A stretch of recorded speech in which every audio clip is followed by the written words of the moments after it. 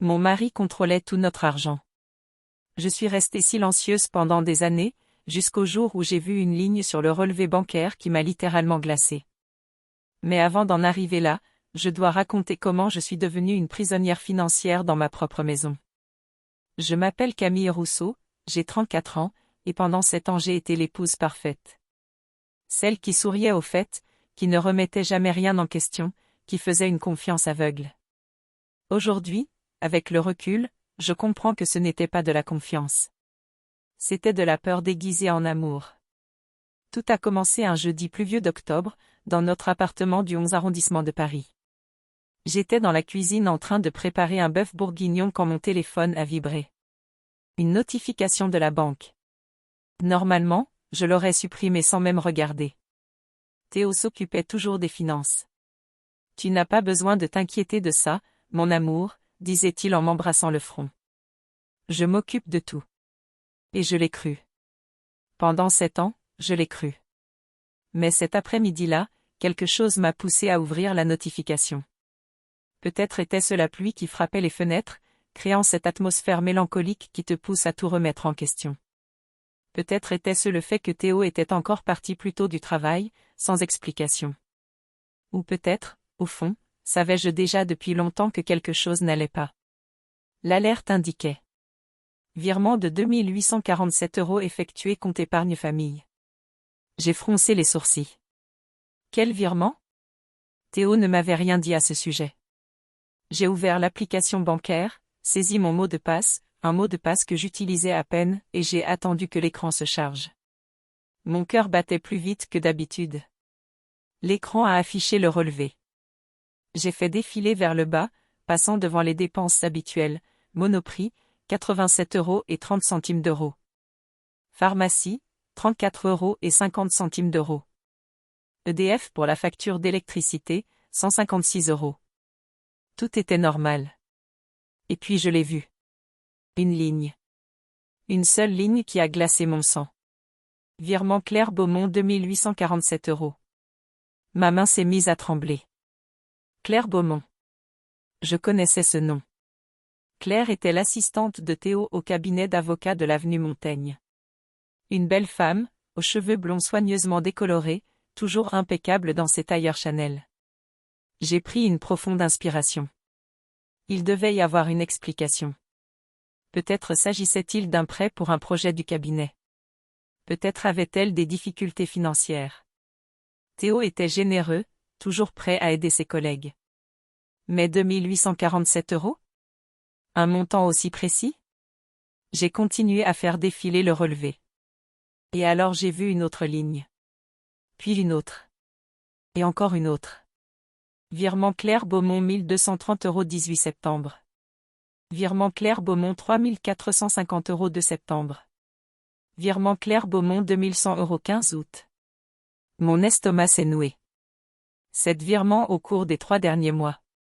J'ai fait le calcul mentalement, plus de 15 000 € envoyés sur son compte. 15 000 €. J'ai laissé tomber le téléphone sur le plan de travail en marbre de la cuisine. Le bruit a résonné dans l'appartement silencieux. Dehors, Paris poursuivait sa routine. Les klaxons, les voix, le métro grondant dans les profondeurs. Mais là, dans cette cuisine qui sentait le vin rouge et la viande mijotée, mon monde s'effondrait. J'ai repris le téléphone avec des mains tremblantes. Je devais en être sûre. Je devais voir plus loin. J'ai changé l'affichage pour 6 mois. Mon Dieu. Les virements avaient commencé en mars. 8 mois de paiement régulier à Claire Beaumont. Mais ce n'était pas tout. Il y avait d'autres dépenses que je ne reconnaissais pas. Restaurant Le Grand Véfour 430 €. Hôtel Plaza Athénée 890 €. Bijouterie Cartier 2340 €. Cartier. Il avait acheté quelque chose chez Cartier. J'ai senti la nausée monter. Je me suis levée, titubant jusqu'à l'évier, et je me suis jeté de l'eau froide sur le visage. Des gouttes coulaient le long de mon menton tandis que je m'agrippais au bord de l'évier en porcelaine blanche, regardant par la fenêtre les toits d'ardoise de Paris. Je n'avais jamais rien reçu de chez Cartier. J'ai regardé autour de moi dans notre cuisine. Moderne, minimaliste, avec des appareils électroménagers 1000 que Théo avait choisis. Le meilleur pour ma femme, disait-il. Mais je n'avais jamais vu les factures. Je n'avais jamais su combien quoi que ce soit coûtait. Il payait tout, contrôlait tout, décidait de tout. C'est pour te protéger du stress, Camille, expliquait-il. Tu travailles déjà tellement à l'atelier de couture. Laisse-moi m'occuper de ça. Et je l'avais laissé faire. Comme une idiote, je l'avais laissé faire. J'ai repris le téléphone. Mes mains tremblaient encore pendant que je naviguais dans les menus de la banque, à la recherche d'autres comptes. Il y avait 3 comptes que je connaissais, le compte courant commun, l'épargne, famille, et le compte d'investissement. Mais lorsque je suis entré dans la section des comptes, j'en ai vu un 4e. Compte courant et Rousseau individuel. Un compte uniquement à son nom. Un compte dont j'ignorais l'existence. J'ai cliqué. Accès refusé. Vous n'avez pas l'autorisation de consulter ce compte. Bien sûr que non. J'ai senti quelque chose monter de ma poitrine. Ce n'était pas seulement de la tristesse. C'était de la colère. Une colère que j'avais étouffée pendant des années, chaque fois qu'il me disait de ne pas me soucier de l'argent, chaque fois qu'il levait les yeux au ciel lorsque je suggérais de regarder les comptes ensemble, chaque fois qu'il me faisait me sentir stupide de vouloir comprendre nos finances. Le bœuf bourguignon dans la casserole a commencé à bouillonner, me ramenant à la réalité. J'ai éteint le feu machinalement. La viande pouvait attendre. Tout pouvait attendre. J'ai entendu la clé tourner dans la serrure de la porte d'entrée. Théo rentrait. Rapidement, j'ai fermé l'application bancaire et glissé le téléphone dans la poche de mon tablier. Mon cœur s'est emballé. J'ai attrapé une cuillère en bois et fait semblant de remuer le ragoût, essayant de contrôler ma respiration. Ça sent bon, chérie. Sa voix a résonné dans le couloir. Comme toujours, ce ton joyeux, insouciant. Je meurs de faim. Il est apparu à la porte de la cuisine, encore vêtu de son costume Hugo Boss gris foncé, la cravate Hermès légèrement desserrée. Grand, les cheveux châtains coiffés en arrière, ce sourire qui m'avait autrefois fait tomber amoureuse. À présent, ce sourire me donnait la nausée. Salut, ai-je réussi à dire, en gardant les yeux sur la casserole. Il s'est approché par derrière, a posé ses mains sur ma taille et a embrassé mon cou. Chaque contact me brûlait la peau. Ça va? Tu es pâle. Je vais très bien, ai-je menti. Je suis juste fatiguée. Ça a été une longue journée à l'atelier. Ma pauvre Camille, a-t-il murmuré en serrant mon épaule. Tu travailles trop. Tu devrais peut-être prendre quelques jours de repos. On pourrait aller à Nice ce week-end. Qu'en dis-tu? Nice. Avec l'argent du compte secret? Ou avec les 15 000 € qu'il avait envoyés à Claire? On verra, ai-je répondu, sans toujours le regarder. Théo s'est éloigné, a pris une bouteille de Bordeaux dans la cave à vin et a commencé à l'ouvrir. Le bruit du bouchon a résonné comme un coup de feu dans le silence tendu de la cuisine. Je continuais à remuer le ragoût, mais mon esprit était à des milliers de kilomètres de là. Il me fallait un plan. Il me fallait des preuves. Il me fallait comprendre ce qui se passait avant de l'affronter. Car une chose était sûre, ce relevé bancaire venait de tout changer. Cette nuit-là, j'ai fait semblant que tout allait bien. Nous avons dîné du bœuf bourguignon dans un silence poli, tandis que Théo faisait défiler le monde sur son iPad, lançant de temps à autre des commentaires sur la politique. Je poussais la nourriture dans mon assiette, chaque bouchée pesant comme du plomb. « Tu n'as pas faim ?» a-t-il demandé, sans lever les yeux de la tablette. J'ai trop goûté en cuisinant, ai-je encore menti. J'étais en train de devenir doué pour ça. Mentir. Après le dîner, Théo s'est installé dans son bureau, une pièce où je mettais rarement les pieds, toujours verrouillée quand il n'y était pas, pour terminer quelques contrats. J'en ai profité pour m'enfermer dans la salle de bain avec mon téléphone. Je me suis assise sur le rebord de la baignoire victorienne que Théo avait importée d'Angleterre, les mains tremblantes en ouvrant à nouveau l'application bancaire. Je devais comprendre l'ampleur de tout cela. Je devais savoir depuis combien de temps j'étais trompée. J'ai changé l'affichage pour une année complète. Mon Dieu! Les virements vers Claire avaient commencé il y a exactement 8 mois, mais il y avait autre chose. Tant d'autres choses. Des restaurants hors de prix où nous n'étions jamais allés ensemble. Des hôtels dans des villes où il disait être en déplacement professionnel. Des bijouteries. Des boutiques de luxe rue Saint-Honoré. Un débit de 4 500 € dans une boutique appelée La Perla, lingerie de luxe. Moi, je portais des pièces basiques d'Etam. J'ai senti les larmes me brûler les yeux, mais je ne les ai pas laissées couler. Pas encore. Je devais garder la tête froide. J'ai élargi la recherche à 2 ans. 3 ans. Plus je regardais, pire c'était. Le schéma était clair. Théo avait 2 vies. La vie avec moi, l'épouse qui cuisinait, nettoyait, travaillait dans son petit atelier de couture, gagnant 1 800 € par mois, et la vie secrète, financée par l'argent qui aurait dû être le nôtre. Car techniquement, moi aussi je contribuais à ce compte. Mes modestes 1 800 € y entraient religieusement chaque mois, tandis que son salaire d'avocat, 7 500 €, y était également versé. Du moins, c'est ce que je croyais. Je comprenais maintenant, il avait probablement modifié la configuration depuis des années. Mon argent arrivait sur le compte commun. Le sien? Directement sur le compte secret. J'ai entendu des pas dans le couloir. Rapidement, j'ai effacé l'historique du navigateur, quelque chose que j'avais appris à faire ces dernières années, en supprimant toujours mes recherches sur « Comment savoir si son mari vous trompe ?» ou « Signe de contrôle financier », et j'ai caché le téléphone. Camille? Ça va là-dedans? Ça fait une demi-heure. Je prends une douche. Ai-je crié en ouvrant le robinet pour faire du bruit. Encore quelques minutes. D'accord, chérie. Je vais me coucher. Ne tarde pas. J'ai attendu d'entendre la porte de la chambre se refermer avant de couper l'eau. J'ai regardé mon reflet dans le miroir embué. Une femme de 34 ans me fixait, avec de profondes cernes et une expression que je ne reconnaissais pas. Quand étais-je devenue cette personne? Quand avais-je accepté d'être traitée comme une enfant incapable de gérer son propre argent? Je me suis souvenu du début. J'avais rencontré Théo il y a 9 ans, lors d'un vernissage dans le Marais. J'avais 25 ans, je venais d'ouvrir mon petit atelier de couture rue des Martyrs.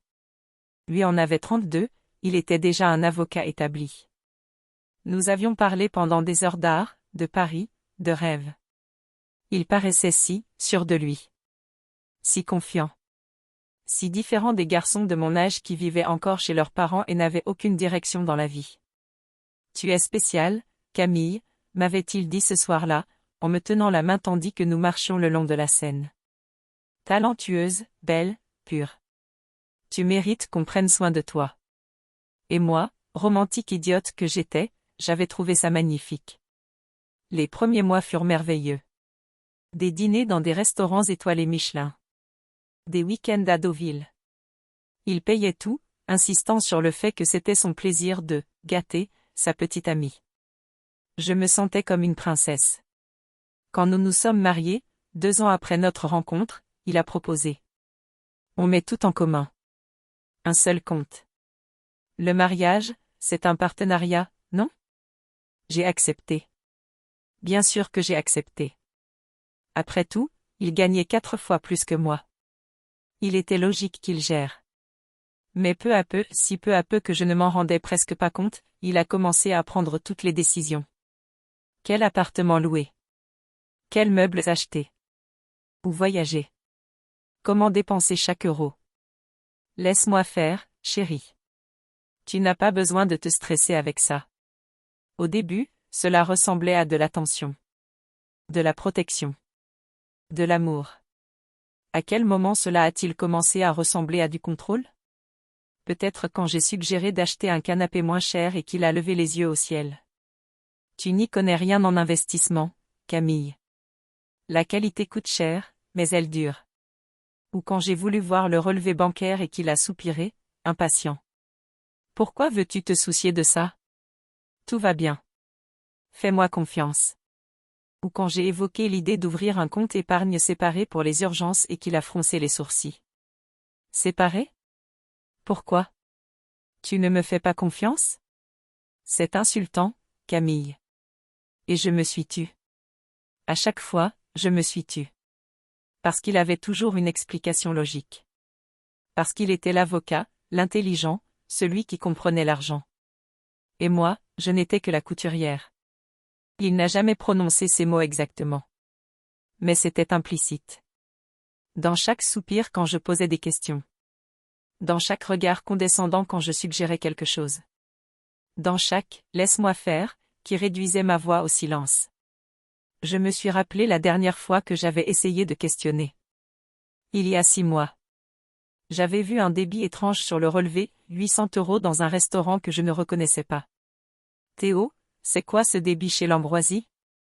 Il avait levé les yeux de son ordinateur portable, agacé. Dîner d'affaires. Pourquoi tu fouilles dans les comptes? Je ne fouille pas. C'est notre compte commun. J'étais juste curieuse. Curieuse, avait-il répété, avec ce ton-là. Ce ton qui me faisait me sentir minuscule. Camille, je travaille 60 heures par semaine pour nous offrir cette vie. Tu crois vraiment que j'ai le temps de te faire des rapports détaillés sur chaque dépense? Non, je voulais juste. Ou alors tu ne me fais pas confiance? C'est ça? Après tout ce que je fais pour nous? Et me voilà en train de m'excuser. Encore une fois. Désolé, Théo. Tu as raison. Je te fais confiance. Il s'était calmé immédiatement, avait souri, était venu m'embrasser. Je le sais, chérie. Je sais que tu me fais confiance. C'est juste le stress du travail qui me rend nerveux. Tu me pardonnes? Et je lui ai pardonné. Comme je pardonnais toujours. Mais maintenant, assise sur le bord de cette baignoire hors de prix, regardant ce téléphone qui révélait des années de mensonges, je comprenais, ce n'était pas de l'amour. Ça ne l'a jamais été. C'était du contrôle. Contrôle financier. Contrôle émotionnel. Contrôle sur chaque aspect de ma vie. Et Claire Beaumont? Claire n'était que la partie émergée de l'iceberg. J'ai essuyé les larmes qui avaient fini par couler et j'ai pris une profonde inspiration. Il me fallait un plan. Je ne pouvais pas simplement le confronter sans préparation. Des hommes comme Théo, des hommes qui contrôlent, manipulent, mentent, ont toujours des réponses toutes faites. Ils te font toujours douter de toi-même. Il me fallait des preuves irréfutables. Il me fallait des documents. Il me fallait me protéger. Parce qu'une chose était sûre, quand Théo découvrirait que je savais, il ferait tout pour me faire passer pour folle. Mais cette fois, j'étais prête. Cette fois, je ne serais pas réduite au silence. Le lendemain matin, je me suis réveillée avant Théo. Le réveil n'avait pas encore sonné lorsque j'ai ouvert les yeux à 6h15, le cœur déjà affolé. Il dormait profondément à côté de moi, ronflant légèrement, totalement inconscient de la tempête qui se formait en moi. J'ai regardé son visage détendu sur l'oreiller. De longs cils, une mâchoire forte, cette petite cicatrice au-dessus du sourcil gauche, souvenir d'une chute à vélo à l'âge de 10 ans. Il m'avait raconté cette histoire lors de notre 3e rendez-vous. Je l'avais alors trouvé adorable. À présent, en le regardant, je ne ressentais rien d'autre qu'un vide glacial. Je me suis levée avec précaution, j'ai pris mon peignoir et je suis sortie de la chambre. Dans la cuisine, j'ai préparé du café, un espresso bien corsé dont j'avais désespérément besoin, puis je me suis assise à la table avec mon ordinateur portable. Théo ne se levait jamais avant 7h30. J'avais du temps. J'ai ouvert un onglet en navigation privée et j'ai commencé à faire des recherches. Comment obtenir des preuves d'infidélité financière France? Droit en cas de divorce, contrôle financier. Avocat spécialisé en violence économique Paris. Violence économique. Le terme revenait sans cesse. Je ne savais pas que cela portait un nom. Je ne savais pas que ce que faisait Théo, contrôler tout l'argent, me maintenir dépendante, me faire me sentir incompétente, était juridiquement reconnu comme une forme de violence. J'ai trouvé le site d'une association appelée Solidarité Femmes. Il proposait une ligne d'assistance, des articles, des ressources juridiques. Une phrase m'a profondément marquée. Le contrôle financier est souvent la première étape de la violence conjugale. Il isole, diminue l'estime de soi et rend la victime incapable de partir. incapable de partir. C'était exactement ce que je ressentais. Même maintenant, avec des preuves sous les yeux, une partie de moi hésitait encore. Où irais-je? Comment vivrais-je? Mon atelier couvrait à peine le loyer du local. Je n'avais aucune épargne personnelle. Rien n'était à mon nom. Théo avait veillé à cela. J'ai entendu la douche se mettre en marche à l'étage. Il se réveillait. Rapidement, j'ai effacé l'historique et refermé l'ordinateur. Lorsqu'il est descendu 20 minutes plus tard, impeccable dans son costume bleu marine, je faisais semblant de lire Le Figaro. « Bonjour, chérie. » Il m'a embrassé distraitement sur le sommet de la tête en se servant du café. « J'ai une réunion tôt aujourd'hui. Je ne rentrerai probablement qu'à 22 heures. »« Une réunion ?» ai-je demandé d'un ton détaché. « Avec qui ?» Il s'est arrêté, la tasse à mi-chemin de ses lèvres. « Des clients. » Pourquoi? Simple curiosité. Camille. Ce ton d'avertissement. Ne commence pas. Je ne commence rien, ai-je répondu calmement en revenant à mon journal. Passe une bonne journée. Il m'a observé longuement, puis a pris sa mallette et est parti. J'ai entendu la porte claquer, ses pas dans l'escalier, le bruit de l'Audi A6 qui démarrait en bas. À la seconde même où j'ai entendu la voiture s'éloigner, j'ai attrapé mon téléphone. J'avais toute la matinée. Théo ne rentrait jamais avant 19 heures, et aujourd'hui il avait dit 22 heures. C'était largement suffisant. J'ai monté les escaliers en courant jusqu'à son bureau. La porte était verrouillée, comme toujours. Mais j'avais appris quelque chose au fil des années de mariage, Théo était prévisible. Il cachait la clé de secours au même endroit depuis des années, à l'intérieur d'un faux livre sur l'étagère du salon, un volume intitulé « Code civil français » que personne n'ouvrirait jamais.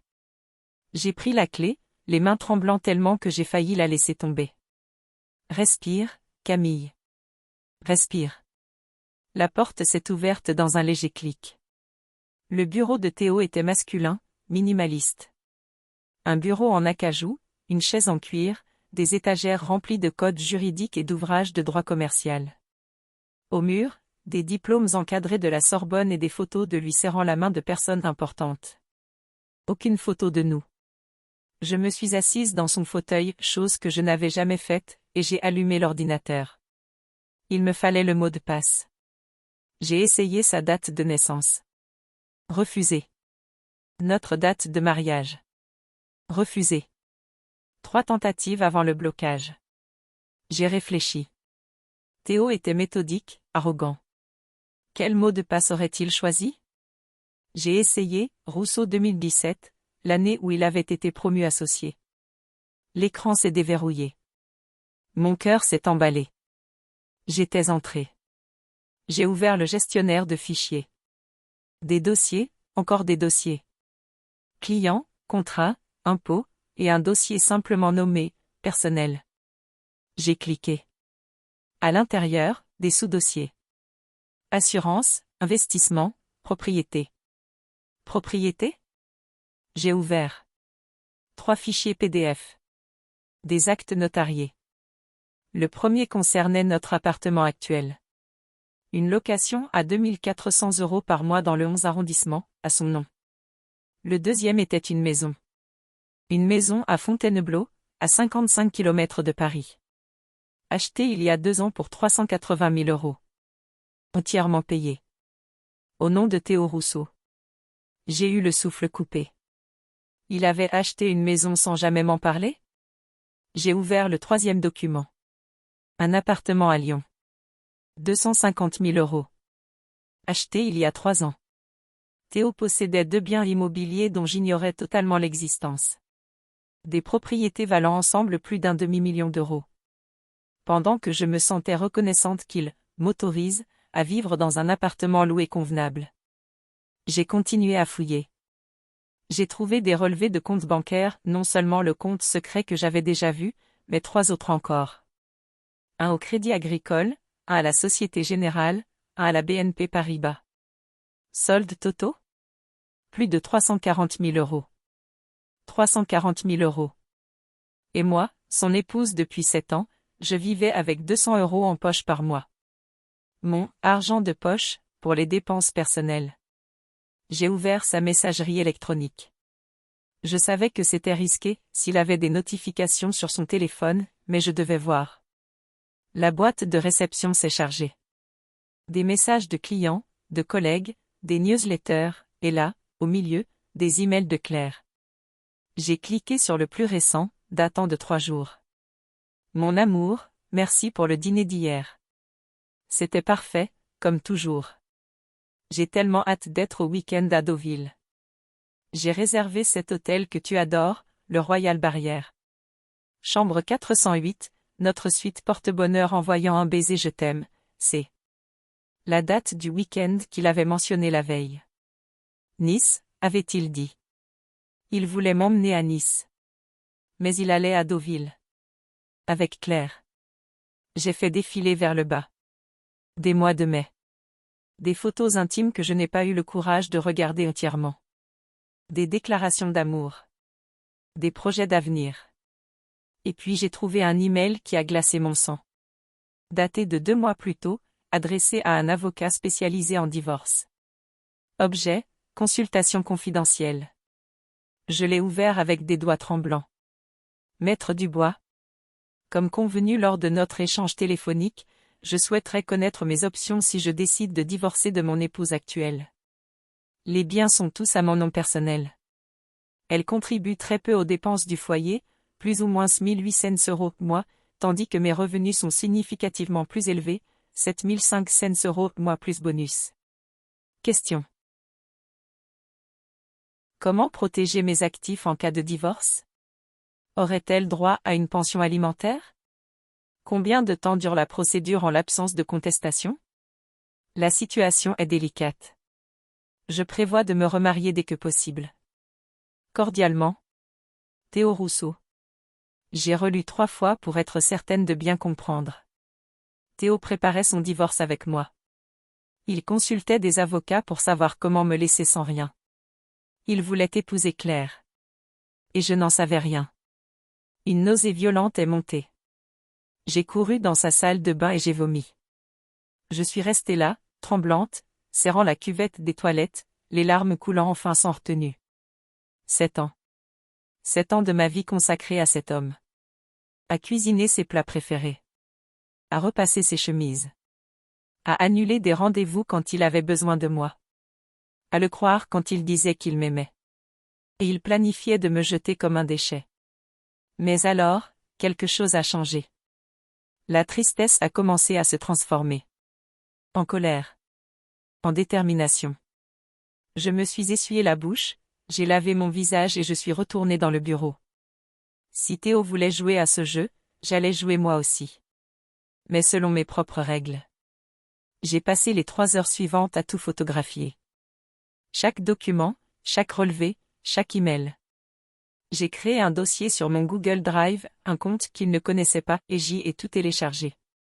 J'ai trouvé les contrats des biens immobiliers. Photographié. Les relevés montrant les virements vers Claire. Photographié. Les emails romantiques, les messages sur le divorce prévu, les comptes secrets. Tout. À 13 heures, j'avais terminé. J'ai éteint l'ordinateur, tout remis exactement à sa place, verrouillé la porte et replacé la clé dans le faux livre. Je suis descendue à la cuisine, j'ai préparé une tisane à la camomille et je me suis assise, les mains encore légèrement tremblantes autour de la tasse chaude. J'avais des preuves. J'avais des documents. J'avais tout ce qu'il me fallait. Il me fallait maintenant un avocat. Pas n'importe quel avocat. Il me fallait le meilleur avocat en divorce de Paris. Et je savais exactement qui c'était. Maître Élise Fontaine avait une réputation légendaire à Paris. Surnommée « la Lionne », elle était redoutée dans les tribunaux aux affaires familiales. Spécialisée dans les dossiers de violence économique et patrimoniale, elle affichait un taux de réussite de 94% dans les divorces complexes. J'avais lu un article sur elle il y a des mois, dans un magazine au salon de coiffure. À l'époque, j'avais rangé l'information tout au fond de ma mémoire, me disant que je n'en aurais jamais besoin. Que mon mariage était différent. Que Théo m'aimait. Comme j'étais naïve. Son cabinet se trouvait dans le 8 arrondissement, près des Champs-Élysées. Un élégant immeuble haussmannien, façade en pierre blanche et balcon en fer forgé. Le genre d'endroit qui criait « cher ». J'ai appelé cet après-midi-là, les mains moites en tenant mon téléphone. Cabinet Fontaine, bonjour, a répondu une voix féminine, professionnelle. Bonjour, je voudrais prendre rendez-vous avec Maître Fontaine. Bien sûr. Pouvez-vous me préciser l'objet? J'ai hésité. Divorce. Et, contrôle financier. Il y a eu un silence. Êtes-vous en situation d'urgence, madame? Y a-t-il un risque immédiat? Non, mais, c'est compliqué. Je comprends. Maître Fontaine a un agenda très chargé, mais je peux vous proposer demain à 14h30. C'est une consultation initiale, 350 € de l'heure. Est-ce possible pour vous? 350 €. J'avais 180 € dans mon portefeuille. Mon argent de poche, du mois. Je dois vérifier. Aucun souci. Je peux tout de même bloquer le créneau. Si vous ne pouvez pas venir, il suffit d'annuler 24 heures à l'avance. Oui, s'il vous plaît. Confirmé. Votre nom? Camille Rousseau. J'ai raccroché et j'ai fixé l'écran de mon téléphone. Comment allais-je trouver 350 €? Je ne pouvais pas les demander à Théo, il demanderait pourquoi. Je ne pouvais pas les prendre sur le compte commun, il voyait tous les mouvements. Et puis je me suis souvenu. Mon atelier. J'avais une cliente, Madame Geneviève Marchand, une femme de 68 ans qui me payait d'avance pour des vêtements sur mesure. Elle avait versé 800 € sur mon compte professionnel, un petit compte de l'atelier que Théo jugeait trop insignifiant pour le contrôler, il y a 2 semaines, pour un ensemble de tailleurs. C'était l'argent de mon travail. C'était le mien. Ce soir-là, quand Théo est rentré à 22h15 comme promis, j'étais au lit, feignant de lire. Il est entré dans la chambre en sentant le parfum cher, pas le mien, et le whisky. Encore réveillé? A-t-il demandé en retirant sa cravate. Je n'arrivais pas à dormir. Il s'est assis au bord du lit, passant la main dans mes cheveux. Un geste qui me réconfortait autrefois. Maintenant, il me donnait des frissons. Tu es étrange ces derniers temps, Camille. Tout va bien? Je vais très bien. Je suis juste fatigué. Tu travailles trop dans cet atelier, a-t-il dit, avec ce ton condescendant. Tu n'as pas besoin de travailler autant, tu sais. Je gagne assez pour nous deux. Pour nous deux. Et pour Claire. Et pour les escapades du week-end. Et pour les biens immobiliers secrets. J'aime mon travail, ai-je répondu en gardant une voix neutre. Je le sais, chérie. Je dis juste que tu n'as pas besoin de te tuer pour 1800 € par mois. 1800 €. Il trouvait toujours un moyen de me rappeler à quel point ma contribution était dérisoire. Je vais prendre une douche, a-t-il annoncé en se levant. Ne m'attends pas réveillé. Dès que j'ai entendu l'eau couler, j'ai attrapé mon téléphone. J'ai ouvert l'application bancaire de l'atelier. 800 € disponibles. J'ai fait un virement de 400 € vers mon compte personnel, celui que j'avais réussi à ouvrir en secret 2 jours plus tôt, dans une autre banque, en utilisant l'adresse de l'atelier. Théo ne le saurait pas. Il ne vérifiait jamais le compte de l'atelier. De l'argent de couture, disait-il, avec mépris. Mais désormais, cet argent de couture serait ma liberté. Le lendemain matin, j'ai inventé une excuse. Je dois aller au marché Saint-Pierre chercher des tissus, ai-je dit au petit déjeuner. Je vais sûrement y passer du temps. Peut-être que je déjeunerai sur place. Théo a à peine levé les yeux de son téléphone. D'accord. Tu peux laisser le dîner prêt? Je ramène Desmond pour discuter de quelques contrats. Bien sûr, ai-je menti. Il n'y aurait pas de dîner prêt. Pas aujourd'hui. À 14h15, j'étais assise dans la salle d'attente élégante du cabinet Fontaine. Mur crème, canapé en velours vert mousse, tableau abstrait moderne au mur. Tout respirait la réussite et le pouvoir. 2 autres femmes attendaient. L'une, la cinquantaine, avec de profondes cernes et des mains qui ne cessaient de tripoter son alliance.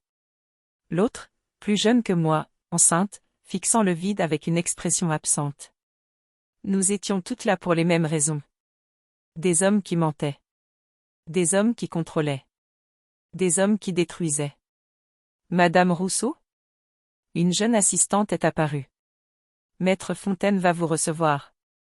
Je me suis levée, les jambes tremblantes, et je l'ai suivie dans le couloir jusqu'à un bureau spacieux avec vue sur l'avenue Montaigne. Derrière un bureau en verre se tenait Élise Fontaine. Elle avait la cinquantaine passée, des cheveux gris coupés en un carré élégant, des lunettes à monture rouge et un tailleur noir impeccable. Des yeux bleus perçants qui donnaient l'impression de voir à travers vous. Madame Rousseau, asseyez-vous. Sa voix était ferme, mais pas froide. Café? Oh. De l'eau, s'il vous plaît. Elle a servi d'une carafe élégante et s'est assise en prenant un bloc-notes. Très bien. Racontez-moi tout. Depuis le début. Et j'ai raconté.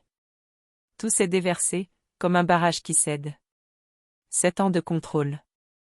Les comptes que je ne pouvais pas consulter. Elle, argent de poche, mensuel. Les questions accueillies par l'irritation. Les soupirs d'impatience lorsque j'essayais de comprendre nos finances. Puis j'ai parlé du relevé. Des virements à clair. Des biens immobiliers secrets. Des comptes bancaires cachés. De l'email à l'avocat du divorce. Élise écrivait vite, posant parfois des questions précises. Vous avez des preuves de tout cela? Oui. J'ai sorti mon téléphone et je lui ai montré les photos. Elle a passé plusieurs minutes à examiner chaque image, à zoomer sur les détails, les sourcils se fronçant de plus en plus. Madame Rousseau, a-t-elle fini par dire en retirant ses lunettes, ce que votre mari a fait porte plusieurs qualifications juridiques. Dissimulation de patrimoine. Violence économique. Gestion frauduleuse des biens communs. Et étant donné que vous êtes marié sous le régime de la communauté réduite aux acquets. On l'est? Les jeux interrompus. Je n'ai jamais vu le contrat de mariage. Élise s'est immobilisée. Avez-vous signé un contrat de mariage? Théo m'a dit que oui. Il a dit qu'il s'était occupé de tout. Que c'était la norme. Et vous avez signé un document? J'ai essayé de me souvenir. Le mariage datait de 7 ans, à la mairie du 5 arrondissement. Il y avait eu tellement de papiers à signer. Je ne sais pas, ai-je admis, honteuse. J'ai signé ce qu'il m'a demandé de signer. Élise a soupiré, mais il n'y avait aucun jugement dans ses yeux. Seulement une lassitude triste de quelqu'un qui avait déjà vu ça 1000 fois. Je vais demander les documents au notaire. Si vous n'avez pas de contrat spécifique, le régime légal par défaut en France est la communauté réduite aux acquets. Cela signifie que tout ce qui a été acquis pendant le mariage appartient aux deux époux, peu importe au nom de qui c'est. J'ai senti quelque chose s'allumer dans ma poitrine. De l'espoir. Donc la maison à Fontainebleau est à 50% à vous. L'appartement à Lyon aussi. Les comptes bancaires, les investissements, tout ce qui a été acquis après 2017. Mais il a tout mis à son nom. Ça n'a aucune importance. La loi française est claire. Élise s'est penchée en avant. Madame Rousseau, votre mari a cru être très malin. Il a dissimulé son patrimoine, il vous a manipulé pour que vous ne posiez pas de questions, et il a consulté des avocats pour savoir comment vous laisser sans rien. Elle a souri. Un sourire de pure détermination. Mais il a commis une erreur fatale. Il vous a sous-estimé. Et maintenant, vous avez des preuves de tout. Chaque document, chaque virement frauduleux, chaque email au sujet de sa maîtresse. Qu'est-ce que je fais maintenant? D'abord, nous allons réunir davantage d'éléments. Il faut que vous ouvriez un compte bancaire totalement secret. Commencez à y mettre de l'argent, même 50 € par semaine. Vous aurez besoin de ressources. Et ensuite? Ensuite, a dit Élise, les yeux brillants, nous allons attaquer votre mari pour tout ce qu'il a. Et quand nous aurons terminé, il découvrira que la petite couturière qu'il méprisait tant est la personne la plus chère qu'il ait jamais rencontrée. Pour la première fois depuis des jours, j'ai souri pour de vrai. Je suis sortie du cabinet d'Élise Fontaine avec un plan détaillé et, pour la première fois depuis des années, quelque chose que je croyais avoir perdu, de l'espoir. Elle m'a donné des consignes précises. Les 2 prochaines semaines sont cruciales, Camille. Votre mari ne doit se douter de rien. Continuez la routine normale. Soyez l'épouse parfaite. Pendant ce temps, nous rassemblons davantage de preuves et nous préparons votre sortie. Préparez votre sortie. Les mots résonnaient dans ma tête tandis que je marchais dans les rues de Paris. Le soleil d'octobre dorait les immeubles haussmanniens. Des touristes prenaient des photos de la tour Eiffel au loin. La vie continuait, indifférente à la révolution silencieuse qui se déroulait en moi. Je me suis arrêté à un café rue de Rivoli et j'ai commandé un espresso. J'avais besoin d'assimiler tout ça avant de rentrer. Avant de retourner vers lui. Élise avait été claire. Ne le confrontez pas. Ne laissez rien paraître. Les hommes comme votre mari sont dangereux quand ils se sentent acculés. Ils contrôlent l'argent, l'appartement, tout. S'il sent qu'il perd le contrôle, il peut prendre des mesures drastiques. Quel genre de mesures? Vider les comptes. Transférer les biens à des tiers. Certains vont jusqu'à menacer leurs épouses juridiquement, en prétendant qu'elles sont mentalement instables. J'ai tout vu, Madame Rousseau. Le souvenir m'a fait frissonner. Théo était avocat. Il connaissait toutes les failles, tous les tours juridiques. Si je n'étais pas prudente, il me détruirait. Mais j'avais quelque chose qu'il n'attendait pas, des preuves. Et désormais, Élise Fontaine. Durant les jours qui ont suivi, je suis devenue actrice. Chaque matin, je me levais et j'endossais le rôle de l'épouse dévouée. Je préparais le café de Théo exactement comme il l'aimait, fort, sans sucre, avec une goutte de lait. Je repassais ses chemises, je lui mettais ses boutons de manchette, je lui demandais comment s'était passée sa journée. Comment s'est passée la réunion, chérie? Productive. On a réussi à conclure le contrat du bois. Quelle merveille. Je suis tellement fière de toi. Les phrases sortaient toutes seules, comme des répliques apprises par cœur. Lui ne me demandait jamais comment s'était passée ma journée. L'atelier, mes clientes, mes rêves. Je le voyais maintenant. Nos conversations tournaient toujours autour de lui. Pendant ce temps, je suivais les instructions d'Élise avec une rigueur méticuleuse. Étape 1, documentation financière. Chaque fois que Théo sortait, je retournais dans son bureau. Je photographiais chaque document que je trouvais. Des relevés bancaires qu'il laissait dans un tiroir. Des contrats d'investissement. Un document qui m'a glacé, une assurance vie de 500 000 €, avec Claire Beaumont comme bénéficiaire. Il avait changé le bénéficiaire de l'assurance vie. Moi, son épouse légale, je n'y figurais même plus. Étape 2, suivi des déplacements. Élise m'a appris à utiliser une application discrète sur mon téléphone pour consigner les horaires de Théo. Il faudra prouver l'adultère pour renforcer le dossier, a-t-elle expliqué. En France, cela peut influencer la répartition. J'ai commencé à noter. Jeudi, 19h30, réunion client, rentrée à 23h en sentant un parfum féminin. Vendredi, dîner d'affaires, j'ai trouvé un reçu d'hôtel dans la poche de sa veste. Hôtel Lutetia, chambre 312, 475 €. Étape 3, protection du patrimoine. J'ai ouvert un compte au Crédit Mutuel en utilisant l'adresse de l'atelier. J'ai commencé à mettre de côté de petites sommes. 50 € ici, 80 € là. De l'argent liquide que mes clientes me donnaient. De l'argent que Théo ne savait même pas exister. En 10 jours, j'avais économisé 640 €. Ce n'était pas beaucoup, mais c'était à moi. Pour la première fois en 7 ans, j'avais de l'argent que personne ne contrôlait. Étape 4, réseau de soutien. J'ai appelé ma sœur, Juliette, qui vivait à Bordeaux. Nous ne parlions pas beaucoup, Théo trouvait toujours des excuses pour ne pas lui rendre visite, et peu à peu je m'étais éloignée. Camille? Mon Dieu, ça fait des mois. Tout va bien? Les larmes m'ont brûlé les yeux en entendant sa voix. Il faut que je te dise quelque chose. Je lui ai tout raconté. Elle a écouté en silence, quand j'ai terminé, sa voix tremblait de rage. Ce fils de pute. J'ai toujours su qu'il y avait quelque chose de louche chez lui. Toujours. Mais toi, tu avais l'air tellement amoureuse. J'étais aveugle. Non. Tu étais manipulée. c'est différent. Elle a marqué une pause. Camille, quand tu sortiras de là, viens à Bordeaux. Reste chez moi autant de temps qu'il faudra. J'ai une chambre en plus, tu peux monter un atelier ici. Mais, sors de là vite. Je ne peux pas encore. Je dois m'assurer qu'il ne garde pas tout. Alors promets-moi une chose, si tu sens le moindre danger, le moindre, tu m'appelles. D'accord? À n'importe quelle heure, jour ou nuit. Je te le promets. Le 11e jour, quelque chose a changé. J'étais à l'atelier lorsque mon téléphone a sonné. Numéro inconnu. Allô? Madame Rousseau? Ici Sylvie, l'assistante de Maître Fontaine.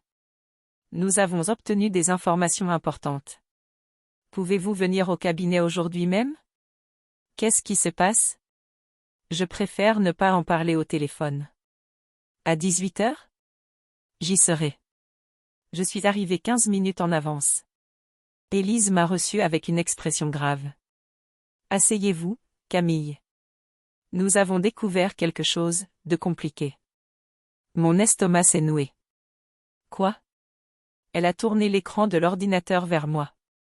Un document officiel. Un extrait d'immatriculation.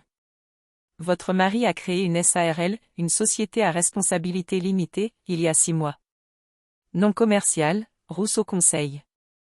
Capital social, 400 000 euros. Mais, d'où vient cet argent? Des comptes communs. Il a détourné petit à petit. De petits virements que vous ne remarqueriez pas, 2 000 euros ici, 3 500 euros là. Pendant 2 ans.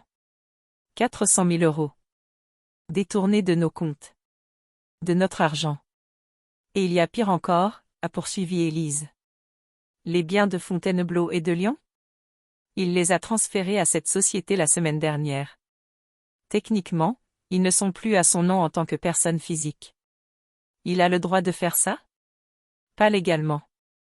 C'est une fraude patrimoniale. Mais il a parié que vous ne le découvririez jamais. Elle s'est penchée vers moi. Camille, ça change tout. Il ne se contente pas de dissimuler un patrimoine. Il se prépare activement à vous laisser sans rien. Il demandera probablement le divorce bientôt et prétendra ne posséder aucun bien. J'ai senti mon sang se glacer. Combien de temps avons-nous? Difficile à dire. Vu son historique, je dirais quelques semaines. Peut-être quelques jours. Qu'est-ce que je fais? Élise a retiré ses lunettes et m'a regardé avec cette intensité que je commençais à reconnaître. C'était son visage juste avant l'attaque. Nous allons accélérer. Demain, je déposerai une mesure conservatoire au tribunal pour demander le gel de tous les biens à son nom et au nom de la société. J'y joindrai toutes les preuves de fraude, de dissimulation et d'adultère. Il saura que c'est moi. Oui. Et il sera furieux. Elle a marqué une pause. Camille, une fois que je dépose ça, il n'y a pas de retour en arrière. Il recevra la notification sous 24 à 48 heures. Vous devez être prête. Prête comment? Vous avez un endroit où aller? Quelqu'un qui peut vous héberger? J'ai pensé à Juliette. Ma sœur à Bordeaux. Parfait. Quand il recevra la notification, vous ne devez pas être là. Les hommes comme Théo, quand ils perdent le contrôle, ils réagissent. Parfois violemment. Théo ne m'a jamais frappé. La violence n'est pas seulement physique, Camille. Et sous une pression extrême, les gens révèlent qui ils sont vraiment. Elle a pris ma main. Je ne veux pas vous faire peur. Je veux juste que vous soyez en sécurité. J'ai inspiré profondément. Faites-le. Déposez demain. Vous êtes sûr? J'ai pensé à cette année de mensonges. Au virement vers Claire. Aux 400 000 euros détournés. À l'assurance vie dont j'étais exclue. À chaque fois qu'il m'avait fait me sentir petite, incompétente, reconnaissante pour des miettes. Absolument. Ce soir-là, j'ai préparé le plat préféré de Théo. Coq au vin, gratin de pommes de terre, et une tarte tatin en dessert. J'ai mis des bougies sur la table. J'ai choisi un Bordeaux à 80 € qu'il gardait pour les « occasions spéciales ». Il est arrivé à 20 h, surpris. Qu'est-ce que c'est que tout ça? Rien. J'avais juste envie de faire quelque chose de spécial. J'ai souri. Pour le meilleur mari du monde. Il m'a attiré dans un baiser. Ses lèvres sur les miennes m'ont donné envie de vomir, mais j'ai gardé mon sourire. Tu es incroyable, Camille. Je ne sais pas ce que je ferais sans toi. Moi non plus, ai-je répondu. Mais moi, je le savais. Et dans moins de 48 heures, lui aussi le saurait. La guerre était sur le point de commencer. Et cette fois, je ne serais pas la victime. Élise a déposé les documents un vendredi, à 9 heures du matin. Elle m'a appelé dès sa sortie du tribunal. C'est fait, Camille. La mesure conservatoire a été acceptée. Le juge a bloqué tous les comptes et ordonné un inventaire complet des biens. Théo sera notifié aujourd'hui même. Ma main tremblait en tenant le téléphone. Aujourd'hui? Oui. Un commissaire de justice va lui remettre l'acte en main propre à son cabinet. Probablement vers 14 heures. Elle a marqué une pause. Vous devez partir de là. Maintenant. J'ai regardé autour de moi, dans l'appartement. Ma maison pendant 7 ans. Chaque meuble choisi par Théo, chaque tableau, chaque détail. J'ai compris que ça n'avait jamais été mon foyer. C'était sa prison, pour moi. J'y vais, ai-je répondu. J'avais déjà préparé 2 valises discrètement. Des vêtements, des documents personnels, quelques livres. Mes machines à coudre les plus importantes, je les avais mises dans le box de stockage de Juliette la semaine précédente. Tout était planifié. J'ai appelé ma sœur. J'arrive. Dieu merci. Je t'attends à la gare Montparnasse? Le TGV de 15h20 arrive ici à 18h30. Parfait. Il était 11h15. Théo était au bureau. J'avais jusqu'à 14h, peut-être 15h, avant qu'il reçoive la notification. Assez de temps. J'ai enfilé un jean et un pull confortable. J'ai rangé mon alliance dans une petite boîte, je ne pouvais plus la porter, et je l'ai laissée sur la commode avec un billet simple. Théo. Je sais tout. Les comptes, les biens, Claire, les 400 000 euros. Tu recevras les papiers aujourd'hui. Ne cherche pas à me contacter. Camille. Court. Direct. Sans émotion. J'ai pris les valises et j'ai regardé l'appartement une dernière fois. La cuisine où j'avais préparé 1000 dîners. Le salon où nous regardions des films, qu'il choisissait. La chambre où j'avais dormi pendant des années à côté d'un étranger. Je n'ai rien ressenti. Ni tristesse, ni nostalgie. Juste du soulagement. J'ai fermé la porte et descendu l'escalier. Le VTC m'attendait déjà au coin. Gare Montparnasse, s'il vous plaît. J'étais assise dans le train, Paris disparaissant derrière la vitre, lorsque mon téléphone s'est mis à vibrer. 14h37. Théo. J'ai rejeté l'appel. Ça a vibré à nouveau. Puis encore. 12 appels manqués en 5 minutes. Puis les messages sont arrivés. Théo, Camille, c'est quoi ce bordel? Appelle-moi maintenant. Théo, un commissaire de justice vient de me remettre une notification. Tu me poursuis en justice? Théo, réponds, putain.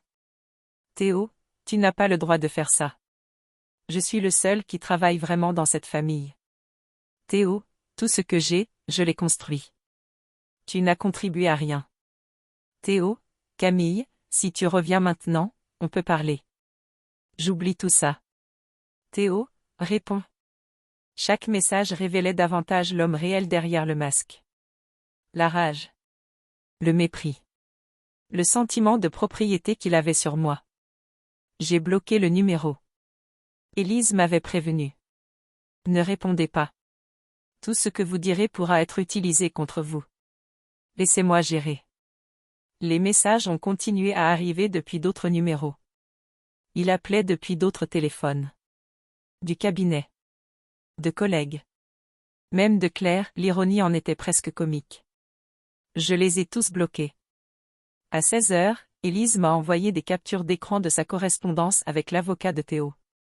Maître Dubois, avocat de Théo, Maître Fontaine, c'est absurde.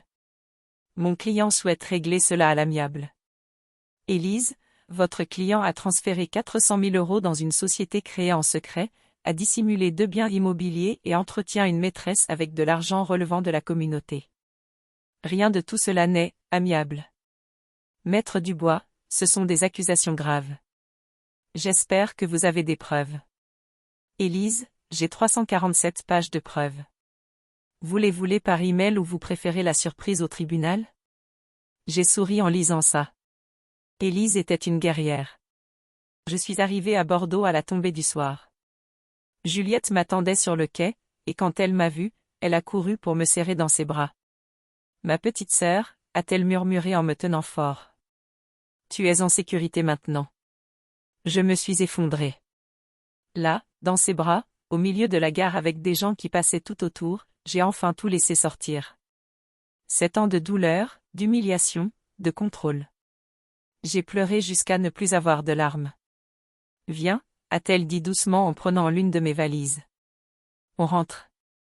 J'ai fait un cassoulet, celui que maman faisait. L'appartement de Juliette était petit mais chaleureux. Au 3e étage d'un vieil immeuble au Chartron, avec des fenêtres donnant sur la Garonne. Rien de luxueux comme l'appartement parisien, mais c'était chez elle. Conquis par son travail de professeur de littérature. Voilà ta chambre, a-t-elle dit en ouvrant une porte. Une pièce simple avec un lit, un bureau, et une fenêtre qui donnait sur les toits de Bordeaux. Ce n'est pas grand-chose, mais... C'est parfait, les jeux interrompus. Merci, Jus. Pour tout. Elle a serré ma main. On est sœurs. C'est pour ça que je suis là. Le week-end est passé dans un calme relatif. Théo a essayé de me joindre de toutes les manières, email, messages de numéros inconnus, il a même appelé l'atelier, que j'avais fermé temporairement. J'ai tout ignoré. Lundi, Élise m'a appelé. Camille, nous avons une audience préliminaire jeudi. Vous devez revenir à Paris. Déjà? L'avocat de Théo panique. Il sait que les preuves sont irréfutables. Il tente de négocier, mais j'ai besoin de votre accord pour toute proposition. Quel genre de proposition? Il offre 40% des biens et un divorce sans contestation. 40%? Les biens sont à 50% à moi selon la loi. Exactement. C'est insultant. J'ai refusé, bien sûr. Mais je veux que vous soyez à l'audience. Le juge doit voir qui vous êtes. La femme qui a été manipulée pendant des années, pas seulement un nom sur du papier. J'y serai. Jeudi, à 8 heures, j'étais dans le TGV de retour vers Paris. Juliette avait insisté pour venir avec moi. Tu n'affrontes pas ça seule, avait-elle dit. Nous avons retrouvé Élise au tribunal de grande instance, un bâtiment imposant du XIe siècle sur l'île de la Cité. Elle m'a salué d'un sourire confiant. Prête? Prête. Nous sommes entrés dans la salle d'audience. Et il était là. Théo était assis à côté de Maître Dubois, impeccable dans son costume Armani gris. Mais quelque chose avait changé. Il semblait plus petit. De profondes cernes, la mâchoire crispée, les mains agitées. Il avait perdu le contrôle, et cela le détruisait. Nos regards se sont croisés. Un instant, j'ai vu quelque chose sur son visage. Du regret? Ou simplement de la rage d'avoir été découvert? J'ai détourné les yeux. Il ne méritait même pas mon attention. La juge est entrée, Madame Lefebvre, une femme d'une 60aine d'années à l'expression sévère. Bonjour. Affaire Rousseau contre Rousseau. Maître Fontaine, vous pouvez présenter votre requête. Élise s'est levée, imposante dans son tailleur rouge.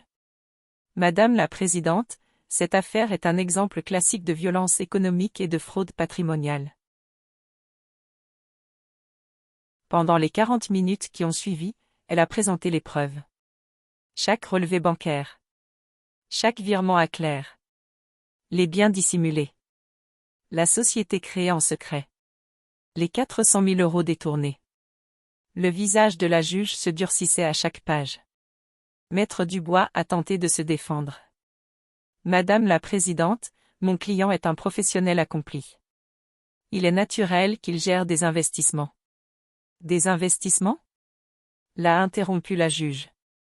Vous appelez, investissement, le fait de transférer de l'argent commun sur le compte d'une maîtresse? Ce ne sont pas, cela n'a pas été prouvé. J'ai ici des emails où votre client appelle mademoiselle Beaumont, mon amour, a répondu la juge sèchement. Et des réservations d'hôtel. Et des bijoux. Argument suivant. Théo était rouge, affaissé sur sa chaise. La juge s'est finalement tournée vers moi. Madame Rousseau, souhaitez-vous vous exprimer? Élise m'avait préparé à cet instant. Soyez brève. Soyez honnête. Soyez-vous. Je me suis levée, les jambes tremblantes. Madame la Présidente, pendant 7 ans, j'ai cru que mon mari s'occupait de nous. Je lui faisais entièrement confiance. J'ai découvert que cette confiance a été utilisée pour me manipuler, me contrôler et me voler. Je ne veux pas de vengeance. Je veux seulement ce qui est à moi de droit. Et je veux que d'autres femmes sachent que ce n'est pas de l'amour quand quelqu'un vous empêche d'avoir une autonomie financière. C'est une forme de violence. Je me suis assise. Mes mains tremblaient encore, mais j'avais dit ce que je devais dire. La juge a pris quelques notes. Je vais analyser les pièces et rendre une décision provisoire sous 48 heures. D'ici là, tous les biens restent gelés. Audience suspendue. Nous sommes sortis. Élise m'a serré dans ses bras. Vous avez été parfaite. Derrière nous, j'ai entendu la voix de Théo. Camille. Camille, attends. Je me suis retournée.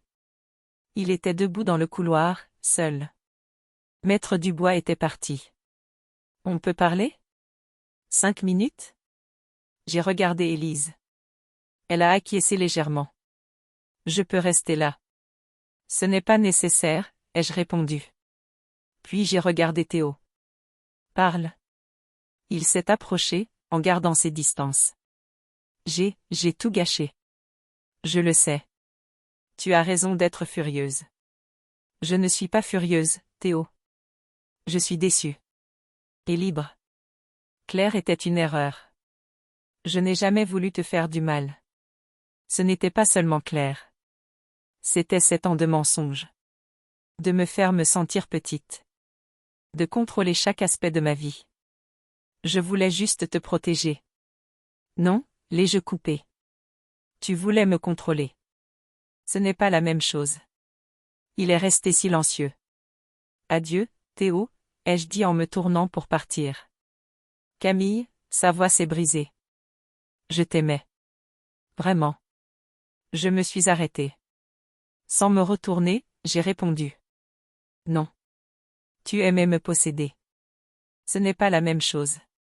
Et je suis partie, sans regarder en arrière. 3 mois plus tard, j'étais assise dans un petit café à Bordeaux, en train de boire un café au lait et de relire les derniers documents du divorce. Le soleil de janvier entrait par les vitres embuées, dessinant des motifs de lumière sur la table en bois usé. La décision de justice était tombée 6 semaines après l'audience. Et elle avait été dévastatrice pour Théo. La juge Lefebvre n'avait eu aucune pitié. 52 pages détaillant chaque fraude, chaque mensonge, chaque manipulation. Elle avait employé des mots comme comportement prédateur, dissimulation systématique, violence économique aggravée. Le jugement était clair. Partage des biens, 60% pour moi, 40% pour Théo. La juge avait justifié les 10% supplémentaires comme une compensation pour la gestion frauduleuse et la dissimulation de patrimoine pendant le mariage. Bien immobilier, la maison de Fontainebleau serait vendue, les bénéfices répartis selon les pourcentages ci-dessus. L'appartement de Lyon me reviendrait, pour une valeur de marché de 250 000 €. Société Rousseau Conseil, dissoute. Les 400 000 € de capital réintégreraient la masse commune à partager. Compte bancaire, tous les comptes cachés avaient été inventoriés. Total, 487 000 €. Ma part, 292 200 €. Prestations compensatoires, Théo me verserait 1 500 € par mois pendant 3 ans, pour m'aider à me rétablir professionnellement. Frais de procédure, Théo supporterait 100% des honoraires, y compris ceux d'Élise, qui s'élevaient à 18 500 €. Et il y avait une clause supplémentaire qui m'a fait sourire en la lisant. Une clause pour laquelle Élise s'était battue avec acharnement. Sanction spéciale, pour dissimulation volontaire de patrimoine, Théo avait l'obligation de faire un don de 25 000 € à une association d'aide aux femmes victimes de violences économiques. Son argent, utilisé pour aider d'autres femmes comme moi. L'ironie était délicieuse. Quant à Claire Beaumont, elle avait disparu très vite dès qu'elle avait compris que l'argent s'était tari. J'avais appris par une ancienne collègue du cabinet qu'elle était déjà avec un autre avocat associé, cette fois dans le fiscal. Certains schémas ne changent jamais. J'ai sorti mon téléphone et ouvert l'application bancaire, pas l'ancienne, que j'avais fermée, mais la nouvelle, à mon nom, sous mon contrôle total. Le solde affichait 305 847 € et 32 centimes d'euros. 305 000 €. Mon argent. Ma sécurité. Ma liberté. Pour la première fois de ma vie adulte, j'avais une véritable autonomie financière. Encore en train de rêvasser ? La voix de Juliette m'a ramené au présent. Elle s'est assise en face de moi, avec encore l'écharpe de laine qu'elle mettait pour aller donner cours. Je pensais juste à quel point tout a changé. Changé en mieux, a-t-elle dit en commandant un chocolat chaud au serveur. Tu rayonnes, tu sais ? Je ne t'avais pas vu comme ça depuis des années. C'était vrai. Je le sentais. Au cours des 3 derniers mois, quelque chose s'était transformé en moi. Ce n'était pas seulement l'argent ou la liberté. C'était la redécouverte de celle que j'étais. J'avais oublié. Pendant 7 ans avec Théo, j'avais oublié que j'étais Camille Rousseau. Pas l'épouse de quelqu'un. Pas la petite couturière. Mais une femme avec du talent, des rêves et une voix. J'ai trouvé un local, ai-je annoncé. Pour le nouvel atelier. Les yeux de Juliette se sont illuminés. Sérieux ? Où ça ? Rue Notre-Dame, près du marché des Capucins. 50 mètres carrés, d'immenses fenêtres, beaucoup de lumière naturelle. 850 € par mois. Tu vas signer ? J'ai déjà signé. J'ai souri. En fait, j'ai une proposition à te faire. Une proposition ? J'ai pris une grande inspiration. J'y avais beaucoup réfléchi. Je veux que tu sois ma partenaire. 50-50. Tu aimes la mode, tu as l'œil pour le design. Moi je crée, toi tu gères l'activité. Qu'est-ce que tu en dis ? Juliette est restée bouche bée. Camille, tu es sûre ? Absolument. Ces mois à vivre chez toi m'ont fait comprendre quelque chose. Je suis douée en couture, mais nulle en gestion. Toi, tu es organisée, pragmatique, tu comprends les chiffres. Ensemble, on peut faire que ça marche pour de vrai. Mais je suis prof. Et tu gagnes 2100 € par mois en travaillant 45 heures par semaine, à gérer des ados infernaux. J'ai pris sa main. Tu as toujours dit que tu voulais faire autre chose. Voilà ta chance. J'ai vu l'hésitation dans ses yeux se transformer en enthousiasme. Tu sais quoi ? Oui. On le fait. Nous avons trinqué avec nos tasses. À l'atelier Rousseau, ai-je dit. Non, m'a corrigé Juliette. Atelier des sœurs. Atelier des sœurs. Parfait. 2 semaines plus tard, l'atelier était prêt. Mur blanc, parquet en bois clair, 3 machines à coudre neuves, achetées avec mon argent, sans demander la permission à qui que ce soit, des mannequins, des tissus rangés par couleur sur des étagères ouvertes. Au fond, un petit bureau où Juliette avait installé son ordinateur et son fichier client. Nous avons créé un site. Des profils Instagram et Facebook. Juliette avait un talent naturel pour le marketing digital. En 1 semaine, nous avions 500 abonnés. En 2000. Notre première cliente a été Madame Geneviève, la dame de Paris qui me commandait toujours des vêtements. Quand elle a appris que j'avais déménagé à Bordeaux, elle a pris le TGV juste pour me voir. Ma chère Camille, a-t-elle dit en me serrant dans ses bras. Quand j'ai appris ce que cet homme horrible t'avait fait. Mais regarde-toi maintenant.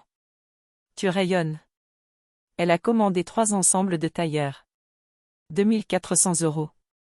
Notre première grosse vente. Madame Geneviève, ai-je dit en lui remettant les patrons définitifs, merci. Pour tout. pour m'avoir fait confiance quand je ne me faisais même plus confiance. Elle a serré ma main de ses doigts ridés et doux. Ma chérie, le talent a toujours été là. Il te manquait seulement la liberté pour fleurir. 3 mois après l'ouverture de l'atelier, quelque chose d'inattendu est arrivé. J'étais en train de coudre une robe de mariée, ma spécialité, quand Juliette est entrée en courant depuis l'arrière-boutique. Camille. Camille, tu ne vas pas le croire. Quoi? Le magazine Elle Bordeaux veut faire un article sur nous. Comment ça? Ils ont vu notre Instagram. Ils veulent écrire sur l'entrepreneuriat féminin et les nouveaux départs. Ils envoient un photographe la semaine prochaine. Je suis restée figée, l'aiguille encore à la main. L'un des plus grands magazines de mode en France. C'est vrai? Plus que vrai? Regarde l'email. J'ai relu 3 fois pour être sûre. C'était réel. Marie Dufresne, journaliste à Elle Bordeaux, voulait nous interviewer. La semaine suivante, l'atelier a été envahi par une équipe photo. Marie était une femme d'une 40aine d'années, cheveux bouclés, regard curieux, un dictaphone toujours allumé. Alors, Camille, racontez-moi. Comment est né l'atelier des sœurs? J'ai hésité. Élise m'avait mise en garde contre l'exposition publique. Faites attention à ce que vous racontez. La presse peut déformer. Mais j'ai regardé Marie, Juliette à côté de moi, les machines à coudre qui étaient à moi, l'espace que j'avais construit. Et j'ai décidé de dire la vérité. Pas tout. Pas les détails sordides. Mais l'essentiel. Je suis sortie d'un mariage où je ne contrôlais rien, ai-je commencé. Pendant des années, j'ai vécu avec de l'argent de poche, sans accès au compte, sans voix au chapitre sur les décisions financières. Je croyais que c'était de l'amour. C'était du contrôle. Marie écrivait rapidement. Et comment êtes-vous parti? J'ai découvert la vérité par hasard. Une ligne sur un relevé bancaire. Et j'ai eu la chance d'avoir une avocate incroyable et une sœur qui m'a accueillie. Beaucoup de femmes vivent ça? Plus qu'on ne l'imagine. La violence économique est silencieuse. Elle ne laisse pas de marque visible. Mais elle vous enferme aussi sûrement que des chaînes. Qu'est-ce que vous diriez à une femme dans cette situation? J'ai pensé à moi, 3 mois plus tôt. Terrifiée, tremblante, sans savoir si j'y arriverais. Que c'est possible de partir. Que vous êtes plus forte que vous ne le croyez. Et que l'argent n'est ni vulgaire ni trop compliqué pour que vous le compreniez, c'est ce que les hommes contrôlants veulent que vous croyiez. J'ai regardé la caméra droit dans l'objectif. Vous avez le droit de savoir où va chaque euro. Chaque centime. C'est aussi votre argent. Ne laissez jamais personne vous convaincre du contraire. L'article est paru 3 semaines plus tard. 4 pages dans Elle Bordeaux. De belles photos de l'atelier, de Juliette et moi au travail, des gros plans sur les robes. Le titre, Descendre à la Renaissance, comment 2 sœurs ont bâti un empire de mode après une violence économique. Mon téléphone a explosé. Des messages de femmes que je ne connaissais pas. Des centaines. Merci d'en parler. J'ai vécu la même chose. Ton récit m'a donné le courage de confronter mon mari. Je croyais être la seule. Merci de me faire me sentir moins seule. Et des demandes de clientes. Des dizaines. De toute la France. L'atelier des sœurs a décollé. 6 mois plus tard, un après-midi chaud de juillet, j'étais sur le balcon du nouvel appartement que j'avais loué, un loft charmant dans le quartier Saint-Michel, quand j'ai reçu un email. Expéditeur, Théo Rousseau. Mon doigt a hésité au-dessus du bouton supprimer. Mais la curiosité l'a emporté. J'ai ouvert. Camille. Je sais que je n'ai pas le droit de t'écrire. Je sais que je ne mérite pas de réponse. J'ai vu l'article dans Elle. Tu es belle. Rayonnante. Heureuse. Je comprends maintenant ce que j'ai fait. Il m'a fallu une thérapie, beaucoup de séances, pour accepter. Je te contrôlais parce que j'avais peur. Peur de te perdre, peur de ne pas être suffisant, peur que si tu avais de l'autonomie, tu réalises que tu n'avais pas besoin de moi. Et tu n'avais vraiment pas besoin de moi. Je ne te demande pas pardon. Je ne le mérite pas. Je voulais seulement que tu saches, tu m'as appris que l'amour n'est pas la possession. C'est la liberté. J'espère que tu seras très heureuse. Tu le mérites. Théo. Je l'ai lu 2 fois. Je n'ai ressenti aucune colère. Aucune tristesse. Rien. De l'indifférence. Théo était devenu ce qu'il devait être, une partie de mon passé. Une leçon douloureuse, mais nécessaire. J'ai supprimé l'email sans répondre. Aujourd'hui, 2 ans après cette ligne sur le relevé bancaire qui a tout changé, je suis assise dans mon atelier. Il est 19h30, toutes les clientes sont déjà parties. Juliette est allée au marché acheter des ingrédients pour le dîner, elle insiste pour cuisiner au moins 2 fois par semaine, elle dit que c'est thérapeutique. Je regarde autour de moi. 10 machines à coudre, maintenant. 3 employés. Un agenda rempli pour les 4 prochains mois. Les robes de mariée sont notre spécialité, mais nous faisons de tout, tailleur, pièces sur mesure, même du conseil en style. Le mois dernier, nous avons réalisé 28 000 € de chiffre d'affaires. Net, après toutes les dépenses. 28 000 € en un mois.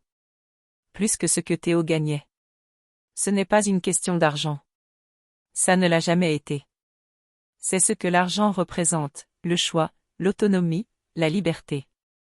Mon téléphone sonne. Numéro inconnu de Paris. Allô? Madame Rousseau?